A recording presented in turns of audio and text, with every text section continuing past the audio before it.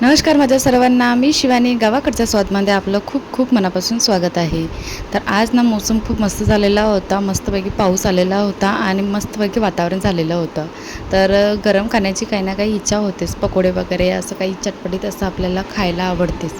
तर चला म्हटलं आज मस्तपैकी तांदळापासून बनवूया मस्त कुरकुरीत असे असणारे पकोड्याची रेसिपी. तर काय करायचं आहे आपल्याला 2 तासाचं जवळपासनं किंवा 1.5 तास तरी ठेवायचं याला. 1 कप तांदूळ घ्यायचं, त्याला भिजायला ठेवून द्यायचं. भिजल्यानंतर त्यातलं पाणी काढून घ्यायचं आणि त्याला मिक्सरच्या पॉटमध्ये टाकायचं. टाकताना पाणी वगैरे टाकण्याची आवश्यकता नाही पडत बारीक करताना. फक्त टाकायची असलं तर 1 किंवा 2 चम्मच टाकायचं व बारीक करून घ्यायचं. बारीक झाले की त्यानंतर त्यामध्ये आपल्याला उकडलेले 2 आलूसुद्धा टाकायचे आहे. 2 बटाटे टाकायचे असे तोडून आणि त्यालासुद्धा आपल्याला अशाच प्रकारे बारीक करून घ्यायचं आहे. सपोज हे बॅटर ना लूज झालं म्हणजे कधी-कधी काय होते की बरोबर दाटसरपणा येत नाही. तर त्यावेळेस काय करायचं, आता बघा मी तुम्हाला दाखवते समोर तेव्हा कळेल. आता बघा हे बॅटर आहे ना, हे आता बरोबर झालेलं आहे माझं. मला आणखी यामध्ये काही टाकण्याची आवश्यकता पडली नाही. बट सपोज बॅटर थोडं लूज झालं तर यामध्ये तुम्ही तांदळाचं पीठ टाकू शकता किंवा थोडासा मैदा टाकायचा 1-2 चम्मच आणि बरोबर तुम्हाला पकोडे काढता येईल अशी दाटसरपणा त्यामध्ये आणायची. नंतर त्यामध्ये मी थोडीशी हिरवी मिरची सोबतच चिली फ्लेक्स आणि थोडंसं करी लिव्हसुद्धा टाकलेलं आहे आणि कोथिंबीरसुद्धा टाकायचं आहे. सोबतच त्यामध्ये थोडंसं जिरं, थोडीशी अजवाईन टाकायची. ऑप्शनल आहे अजवाईन टाकणं. मला आवडते म्हणून मी टाकलेलं आहे. तुम्ही त्याला स्किपसुद्धा करू शकता.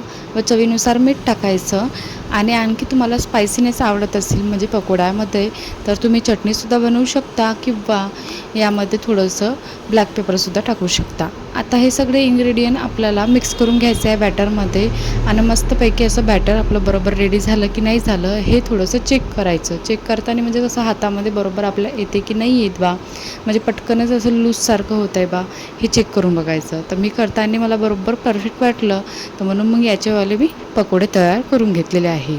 कारण की तांदळाचं पीठ असते ना तर हे थोडंसं चिकटसरपणा कमी असते, थोडंसं भगरं असते. म्हणून मी ह्यासाठी तुम्हाला हे सगळे टिप्स सांगत आहे की सपोज बॅटर जास्त लूज झालं तुमचं तर यामध्ये तुम्ही 2 ते 3 चम्मच मैदा किंवा कॉर्नफ्लॉवर किंवा तांदळाचं पीठ टाकायचं. ह्या 2-3 गोष्टी टाकायचा अगर झालं तर. आणि सपोज घट्टसरपणा आले आणि छानपैकी तर टाकण्याची बिलकुल आवश्यकता पडत नाही. आणखी एक गोष्ट लक्षात ठेवायची की बारीक करताना यामध्ये पाणी बिलकुल जास्त टाकायचं नाही, नाहीतर आणखी तुमचं बॅटर हे लूज होऊन जाईल. अशा प्रकारे छोटे छोटे पकोडे बनवून घ्यायचे आणि फ्राय करताना हे लो फ्लेमवर न करता मीडियम टू हाय फ्लेमवर फ्राय करायचे. म्हणजे छानपैकी असे पकोडे क्रंची होईल आणि मस्तपैकी अशी खुसखुशीत राहील आणि मस्तपैकी हा कलरसुद्धा छान येते आणि बनवायलासुद्धा इझी आहे ही प्रोसेस. तर अशा प्रकारे हे राईसचे फक्त 1 कप तांदळापासनं आणि 2 आलूपासनं मस्तपैकी असे गरमागरम पकोडे तयार झालेले होते.